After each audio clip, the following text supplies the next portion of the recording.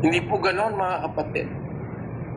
Kung talagang seryoso kang Kristiyano, hindi mo sasabihin yun na mali po ng kaaway mo yung ang kaaway mo mahulog o yung kaaway mo tawag doon, mabuwal. Sabi nga ng Diyos, huwag kang matutuwa pag ang inyong kaaway mabubuwal. 24:17 ng Kawikaan.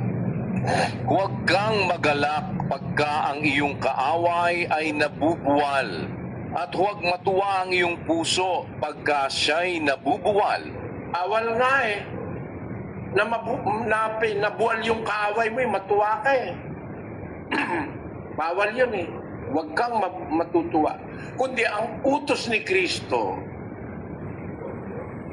idalangin ninyo ibigin ninyo ang inyong mga kaaway at idalangin ninyo ang sa inyo'y nagsisiusig. In English it says, But I say unto you, love your enemies, bless them that curse you, do good to them that hate you, and pray for them which despitefully use you and persecute you. Kulang ng konti sa Tagalog kasi. Ngunit sinasabi ko sa inyo, idalangin ninyo ang inyong kaaway. Ibigin ninyo ang inyong kaaway, idalangin ninyo ang sa inyo nagsisiusig. Sa English, mas kumpleto Ang sabi sa English, I say unto you, love your enemies, bless them that curse you, do good to them that hate you, and pray for them which despitefully use you and persecute you. Ewan ko kung sa vernacular, tama rin. Doon sa Bisaya, ang sabi doon, apan ako nagaingon kaninyo, igugmaon ninyo ang inyong mga kaaway, panalangin ninyo ang nagapanghimaraot kaninyo, buhata ang maayo sa mga nagadumot kaninyo, ug pagampo kamo alang sa mga nagabuhat kaninyo sa dautan, ug nagalutos sa kaninyo. Mas kumpleto sa Cebuano kaysa sa Tagalog. Sa Pampango, kapatid na Rodel. Dapat kay kayo sasabihan ko, luguran nyo din kay kong kasalang, at panalangin nyo detang kay kayo liligalig. Ang din pala sa Kapampangan, kapatid na Rodel Kulang din siya. Opo, kulang po. Tuklasin natin sa Ilocano. Ngem siya kunak kada kayo. Ayaten nyo dagiti kabusuryo ket ikarkararagan nyo dagiti mangidadanes kada kayo.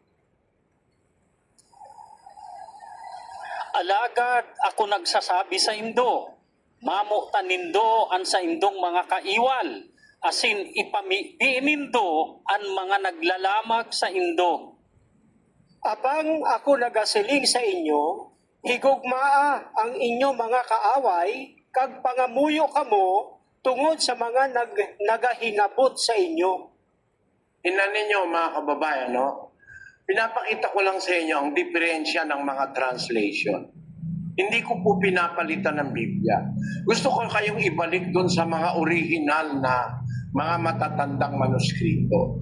Sa matatandang manuskrito, tama po yung sa Ingles. Tama rin yun sa Cebuano. Pero sa ibang salin, sa vernacular, kulang Kulang. Tingnan natin sa interlinear sa Greek. Doon po sa Greek manuscripts na nilagay nila sa interlinear. Tingnan ninyo, mas tama yung English at tama yung Cebuano kesa sa ibang salin. Ang sabi po sa interlinear, but I say unto you, love your enemies, bless them that curse you, do good to them that hate you, and pray for them which despitefully use you and persecute you. Ayun, yun ang mismong nasa Greek. May bilang po kasi ang mga numero niyan ang mga words o mga salita, may bilang. Makikita mo pag kulang Marami itong may bilang na salita na ito pero sa Tagalog, kulang Dapat kung ito itatagalog natin ng mas apropriado, siguro mas maganda tignan natin doon sa bagong ang Biblia. baka mas tama, ay mali, kulang din. Sa magandang balita Biblia, kulang din. Saan pa? Ano pa bang talin sa Tagalog? Kulang din. Sa bayan ng Pilipino, kulang din. Pero tama sa Bisaya. Sabi sa Bisaya, higugmaon ninyo ang inyong mga kaaway, panalanginan ninyo ang nagapanghimaraod kaninyo. Buhata ang maayo. Yun ang wala sa Tagalog at saka sa ibang salin. Buhata ang maayo sa mga nagadumot kaninyo. Ug pag-ampo kamo alang sa mga nagabuhat kaninyo sa dautan ug nagalutos kaninyo. Merong mga kulang sa iba-ibang salin ng Biblia. Pero tama po ang pagkakatranslate sa English. Sabi ng ating Panginoon Kristo, I say unto you, love your enemies. Pati ang ating mga namiminuno sa pamahalaan, pati ang ating mga kaaway. At gawan pa natin ang mabuti, ang sabi ng salita ng Panginoon Kristo.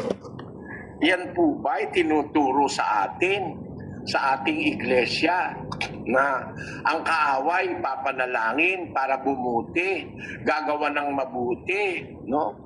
Sana yung panalangin utos ni Kristo na ikabubuti ng kapwa mo. Sabi nga, gawan mo pa ng mabuti. Yung kaaway mo, gawan mo pa ng mabuti. Do good to them that hate you. And pray for them which despitefully use you and persecute you. Ang liwanag niyan, aral ni Kristo yan. Hindi inimbento ni Soriano yan, mga kapatid. Kaya kailangan ituro. Kahit ako lang ang mag-isang magturo, okay na sa akin. Kahit pagkaisahan nyo akong lahat. Ito kasi yun ang dapat ituro eh. Utos ni Kristo yun eh. Ituro nyo sa kanilang ganapin lahat ng mga bagay na iniutos ko sa inyo. At narito ako'y sumasa inyong palagi hanggang sa katapusan ng panahon. Sabi niya po yan sa Mateo 28:20. Ituro lahat ng bagay. Tinuturo nyo ba ito na sa pananalangin, nagtitiwala tayong may Diyos, makapangyarihan sa lahat, kasama sa ipananalangin natin lahat ng tao, pati ang ating mga kaaway, pati ang mga namiminuno sa pamahalaan, ipapanalangin natin. Kaya nga sinasabihan ko yung mga kapatid, huwag niyong babastusin ang mga namiminuno sa pamahalaan. No? Huwag natin babastusin kagaya nung iba.